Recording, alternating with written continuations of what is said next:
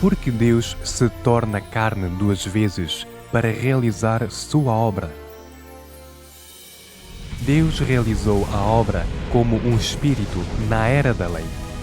Mas porque Ele se tornou carne para fazer sua obra na era da graça e na era do reino. Na verdade, a maneira como Deus opera em cada era depende das necessidades da humanidade, da importância e da natureza da própria obra. Na era da lei, Deus operou como o Espírito, porque seu propósito era promulgar leis e guiar a raça humana recém-formada com relação a como viver na Terra. Visto que essa obra não envolvia mudar as vidas caracteres das pessoas, Deus operou como o Espírito. Na era da graça, a obra de Deus foi a redenção de toda a humanidade. Jesus, em uma carne sem pecado, foi crucificado em prol da humanidade para servir como sua oferta pelo pecado. Se Deus tivesse operado como o Espírito, Ele não poderia ter sido crucificado. Da mesma forma, se Ele tivesse usado um humano para realizar essa obra, o resultado desejado não poderia ter sido alcançado. Porque todos os humanos são corrompidos por Satanás e cheios de pecados. Que pessoa poderia expressar a verdade e dar às pessoas o caminho do arrependimento? Que pessoa poderia ser crucificada pela humanidade e servir como sua oferta pelo pecado? Que pessoa poderia perdoar os pecados das pessoas, livrá-las da condenação da lei e tirá-las de seu cativeiro? Ninguém. Apenas a carne de Deus encarnado é santa e sem pecado, e, portanto, qualificada para portar os pecados da humanidade. Portanto, Deus encarnou na carne como o Senhor Jesus para realizar a obra da crucificação, portando os pecados da humanidade para redimir a todos. Apenas isso poderia demonstrar a justiça e a santidade de Deus, deixando Satanás totalmente envergonhado, sem base para acusação. Portanto, foi necessário que Deus se tornasse carne pela primeira vez na era da graça. Por que então Deus se tornou carne novamente nos últimos dias? Isso se baseia nas necessidades da obra de julgamento de Deus. Para realizar a obra de julgamento, Deus deve entrar em contato com a humanidade e viver entre os homens, expressando a verdade por um longo período. Isso porque a obra de julgamento visa salvar uma humanidade profundamente corrompida. Simplesmente expressar algumas passagens e proclamar leis básicas não seria suficiente. Uma grande quantidade de verdade deve ser expressa.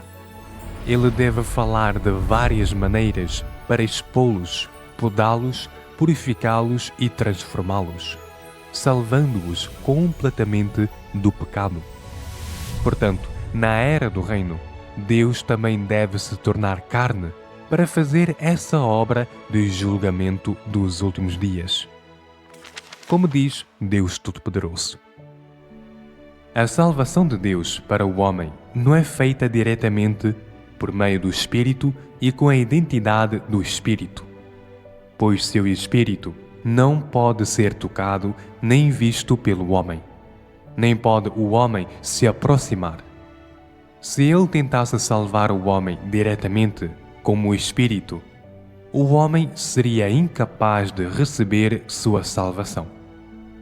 Se Deus não se vestisse com a forma externa de um ser humano criado, não haveria como o homem receber essa salvação. Pois o homem não tem absolutamente como se aproximar dele. assim como ninguém podia chegar perto da nuvem de Jeová.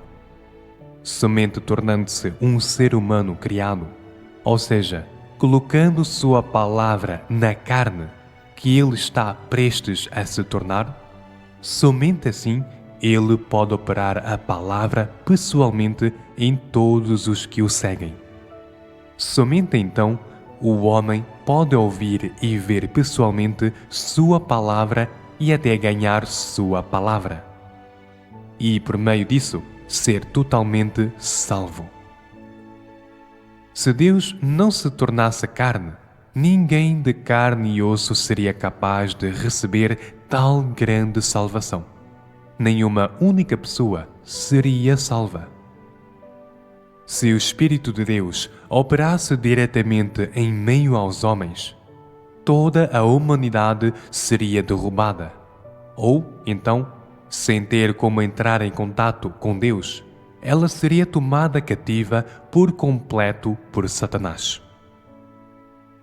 Somente por se tornar carne, Deus pode viver ao lado do homem, experienciar o sofrimento do mundo e viver num corpo normal de carne. Só assim ele pode fornecer aos homens a palavra prática de que eles necessitam como seres criados. É por meio da encarnação de Deus que o homem recebe a salvação completa de Deus, e não diretamente do céu em resposta às suas orações. O homem é de carne e osso. Ele não tem como ver o Espírito de Deus, e muito menos como se aproximar do seu Espírito. Então, tudo com que o homem pode entrar em contato é a carne encarnada de Deus. Somente por meio disso, o homem é capaz de entender toda a palavra e todas as verdades e receber a salvação completa. Deus pode salvar o homem corrupto da influência de Satanás, mas essa obra não pode ser diretamente realizada pelo Espírito de Deus. Ao contrário, pode ser realizada apenas pela carne que o Espírito de Deus veste, pela carne encarnada de Deus.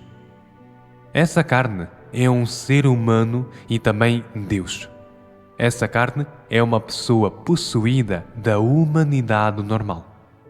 E é também Deus possuído da divindade plena. E assim, embora essa carne não seja o Espírito de Deus e difira grandemente do Espírito, ainda assim é o próprio Deus encarnado que salva o homem, que é o Espírito e também a carne. Não importa como ele é chamado, no final ainda é o próprio Deus quem salva a humanidade. Pois o Espírito de Deus é indivisível da carne, e a obra da carne é também a obra do Espírito de Deus. Acontece simplesmente que essa obra não é realizada usando a identidade do Espírito, mas é realizada usando a identidade da carne. A obra que necessita ser realizada diretamente pelo Espírito não exige a encarnação, e a obra que exige que a carne a faça não pode ser realizada diretamente pelo Espírito, e só pode ser realizada pelo Deus encarnado. Isso é o que se exige para essa obra e o que é exigido para a humanidade corrupta. Nos 3 estágios da obra de Deus, somente um estágio foi realizado diretamente pelo Espírito. Os 2 estágios restantes são realizados pelo Deus encarnado, e não diretamente pelo Espírito. A obra da Era da Lei, realizada pelo Espírito, não envolveu mudar o caráter corrupto do homem. Tampouco teve qualquer relação com o conhecimento que o homem tem de Deus. A obra da carne de Deus, na Era da Graça e na Era do Reino, contudo, envolve o caráter corrupto do homem e seu conhecimento de Deus. e é uma parte importante e crucial da obra de salvação. Portanto, a humanidade corrupta está mais necessitada da salvação do Deus encarnado e necessita ainda mais da obra direta do Deus encarnado. A humanidade necessita que o Deus encarnado a pastoreie, a apoie, a regue, a alimente, a julgue e castigue. Ela necessita de mais graça e uma redenção maior do Deus encarnado.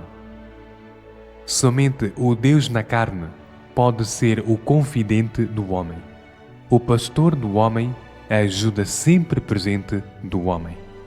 Tudo isso é a necessidade da encarnação hoje e em tempos passados.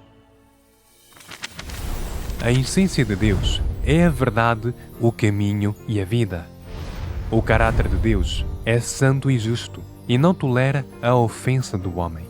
A humanidade corrupta, porém, foi profundamente corrompida por Satanás e está cheia de caracteres satânicos.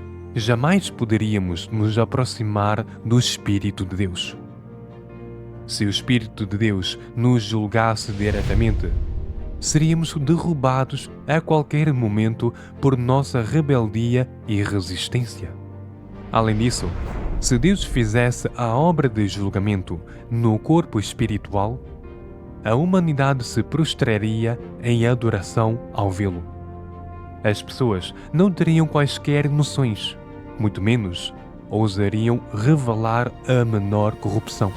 Como então Deus poderia julgar a humanidade e alcançar o resultado pretendido? Algumas pessoas podem perguntar: por que Deus não usa um homem para realizar a obra de julgamento? Os homens não possuem a essência divina. Eles não podem expressar a verdade, nem podem expressar o caráter de Deus. Eles não podem realizar a obra de salvar a humanidade. Além disso, todos os humanos foram corrompidos por Satanás e possuem uma natureza pecaminosa. Como então poderiam ser qualificados para julgar os outros? Humanos imundos e corruptos não conseguem nem purificar ou salvar a si mesmos. Então, como poderiam salvar os outros? Se humanos julgassem outros humanos, ninguém ficaria convencido, e eles apenas trariam vergonha para si mesmos. Portanto, nos últimos dias, Deus deve novamente assumir a carne e se tornar o Filho do Homem com humanidade normal. Somente dessa maneira, Ele pode operar e viver entre os homens, expressando a verdade de forma prática para julgá-los e purificá-los. Isso capacita a humanidade a se libertar da influência de Satanás, a alcançar a salvação de Deus e ser ganha por Ele. Deus é o Criador. Somente Ele conhece plenamente a humanidade e entende claramente a profundidade da corrupção humana. E somente Deus pode expor e dissecar nossa natureza satânica, dizer-nos como viver e nos conduzir, e nos conquistar, purificar e salvar completamente. Em termos simples, as duas encarnações de Deus têm o propósito de redimir a humanidade e depois purificá-la e salvá-la completamente. Na primeira vez, ao ser crucificado como uma oferta pelo pecado, Ele completou a obra de redenção para que os pecados dos homens pudessem ser perdoados. No entanto, a humanidade não se libertou do pecado nem alcançou a santidade. Na segunda vez, ao expressar a verdade para realizar a obra de julgamento dos últimos dias, Ele purifica totalmente a humanidade, salvando-a completamente do pecado e da influência de Satanás, concluindo assim à era e levando a humanidade a uma bela destinação. Portanto, foi por meio de 2 encarnações que Deus completou o seu plano de gerenciamento para salvar a humanidade. Isso é algo que nenhum humano corrupto pode fazer em seu lugar. Nem pode ser substituído pela obra do Espírito. Para resumir, há 3 razões principais pelas quais Deus deve encarnar nos últimos dias. Primeiro, é mais conveniente entrar em contato com a humanidade para expressar todas as verdades, para que seja mais fácil de entender.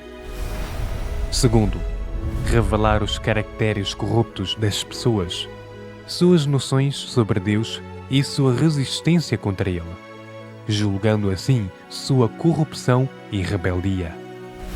E terceiro, para separar as ovelhas dos bodes e os crentes verdadeiros dos falsos.